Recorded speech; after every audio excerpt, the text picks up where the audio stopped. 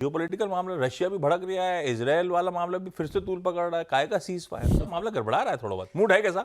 Mood इस वक्त तो थोड़ा सा कॉशियस है, बाजार उसको नजरअंदाज कर रहे हैं फॉल रहा हो, तो ग्लोबल मार्केट्स तो नजरअंदाज ही कर रहे हैं जियोपॉलिटिकल कंसर्न्स को, क्योंकि वो तो चलते ही जा रहे हैं, आदत हो गई है और वो चलते जा रहे हैं अपने अपने तरह से। हमने पिछले हफ्ते भी इस बारे में बात की थी कि रशिया ने यूक्रेन को चेतावनी दी है कि हम बैलिस्टिक मिसाइल से हमला करेंगे। इसराइल ने भी जो कुछ आतंकी गतिविधियां देखी थी दक्षिणी लेबनान में, वहां पर भी हमले हुए, सीज फायर का उल्लंघन हुआ, तो वो तो अपनी जगह पर चल ही रहे हैं। मगर यूएस के बाजार जो थे, फ्राइडे को छोटा सेशन था मगर अच्छा सेशन था। S&P 500 ने एक और रिकॉर्ड हाई बनाया और नवंबर का महीना जो था 6% का उछाल देखने मिला S&P 500 में, जो कि S&P 500 और डाउ दोनों के लिए 2024 का सबसे अच्छा महीना था। तो ये एक पॉजिटिव क्यों निकल कर आया है और ये एक डेटा पॉइंट ये साबित करता है कि यूएस के मार्केट्स में क्यों इस तरह का उछाल देखने मिला, क्योंकि EPFR ग्लोबल के मुताबिक यूएस के बाजारों में पिछले हफ्ते $141 बिलियन के इनफ्लो हमें देखने मिले, जो कि एक हफ्ते के हिसाब से अगर देखा जाए तो हाईएस्ट इनफ्लो ऑन रिकॉर्ड है। और यूएस के बाजार तो 200 सालों से चले आ रहे हैं, तो $141 बिलियन की इनफ्लो हमें एक हफ्ते में देखने मिले, तो उस तरह से उछाल देखने मिला हमें। और उस वक्त बोफा ने एक कॉन्ट्रा बेट अनाउंसमेंट करी है कि भाई हम यूरोपियन स्टॉक्स पे ओवरवेट हुए। यूरोपियन स्टॉक्स इस वक्त पूरे साल बहुत पिटे हुए हैं, अंडर परफॉर्मर्स रहे हैं, और इस वक्त इस अंडर परफॉर्मेंस की वजह से हम उन पर कॉन्ट्रा बेट ले रहे हैं। और इस साल अगर यूएस स्टॉक्स के फंड्स देखें तो $441 बिलियन के इनफ्लो हमें यूएस के बाजारों में देखने मिले, जबकि यूरोप के बाजारों में $56 बिलियन के आउटफ्लोज हमें देखने मिले। तो वो एक बात रही है।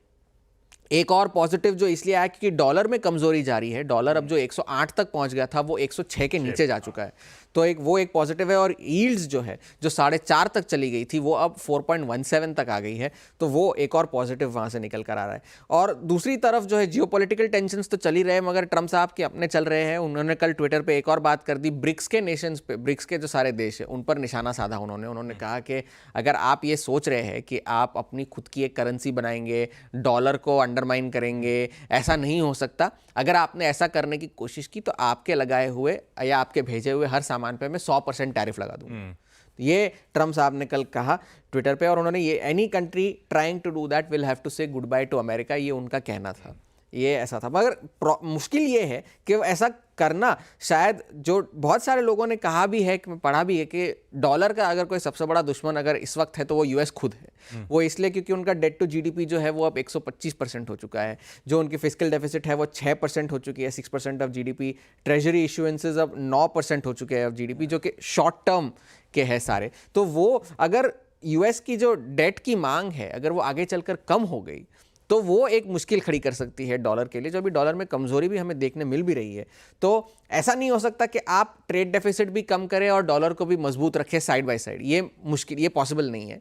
ये एक बात है। अगर इस वक्त जैसा हमारे लिए भी डेटा हैवी वीक है, उनके लिए भी डेटा हैवी वीक है, क्योंकि मैन्युफैक्चरिंग PMI के आंकड़े आएंगे आज, ऑटो सेल्स के आंकड़े आएंगे, एम्प्लॉयमेंट के सर्विसेज PMI के आंकड़े बुधवार को आएंगे, फैक्ट्री ऑर्डर्स के गुरुवार को तो आने ही है, initial jobless claims, trade deficit के डेटा आएंगे, और शुक्रवार को जो बड़ा डेटा आएगा नॉन फार्म पेरोल्स का वो देखने वाला होगा। क्योंकि पिछले महीने जो हरिकेन्स और उसकी वजह से जो 12,000 का आंकड़ा आया था, इस हफ्ते जो किस तरह का आंकड़ा आता है वो देखना ज़रूरी होगा। तो उस हिसाब से फेड भी 18 दिसंबर को क्या करेगी उस पर एक क्यू हमें मिल सकता है। तो ये सारे बड़े इंपॉर्टेंट चीज़ें हमें ध्यान रखनी है इस हफ्ते।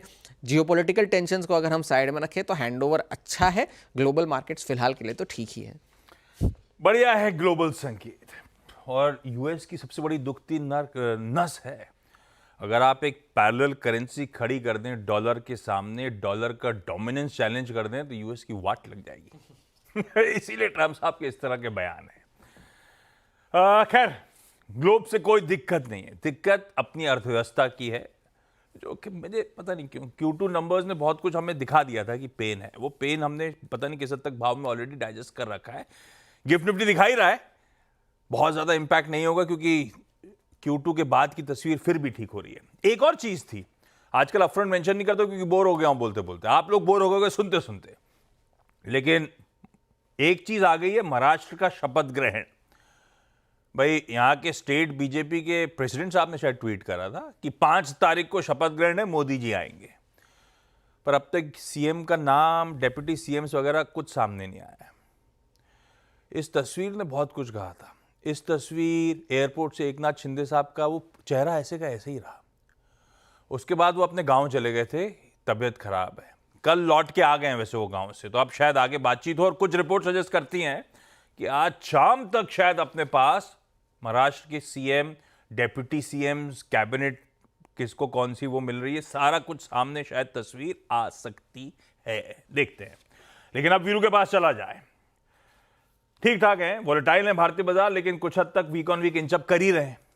ऐसे में वीरू बताएंगे कैसे निफ्टी बैंक को आज नए हफ्ते में हमें अप्रोच करना है। वीरू,